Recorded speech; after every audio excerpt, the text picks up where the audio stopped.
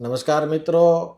કહેવાય ને કે કવિ પદ્મશ્રી કવિ દુલા ભાયા કાગ એક મા વિશે કાગવાણી કરે, મરસ્યાનું વર્ણન કરે કે બાપ મા મરે શું થાય, ગયા માસ ગળે તો હાડે હવાયા કરે, માતા જાય મરે એને કેમ વિસરીએ કાગડા. અમારા અનિલભાઈ અને એમના માતા નર્મદાબા પથારી વશ હતા. ખૂબ જ દુઃખ સાથે મારે કહેવું પડે કે આજરોજ એમની વિદાય થઈ છે.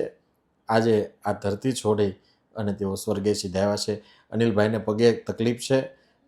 બે મા દીકરો અમારા સદભાવના વૃદ્ધાશ્રમમાં આશ્રિત હતા, પણ ગયા માસ ગળે તો હાડે હેવાયા કરે, તો માતા જાય મરે એને કેમ વિસરીએ કાગડા. પંડમાં પીડ ઘણી શાંતિને હસતી સદા, પણ માયા માત તણી એને કેમ વિસરીએ કાગડા.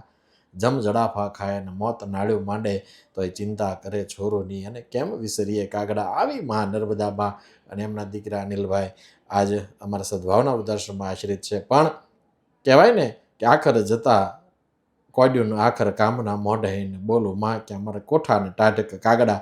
બાપ એક એક શબ્દ અડીને જગની આગ, તારે ખોળે ખેલતા તેનો કીધેલ ત્યાગ, આજ કાળજ સળગે કાગડા. ભગવતને ભજતા તો માહેશ્વર આવી મળે ને એક જ માં 1 કરોડ ઉપાડે કાગડા.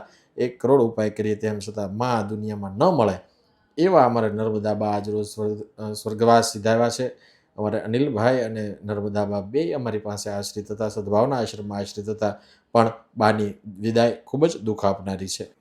બાના આત્માને દિવ્ય શ્રદ્ધાંજલિ સાથે એમના ચરણોમાં વંદન. જય શ્રી રામ.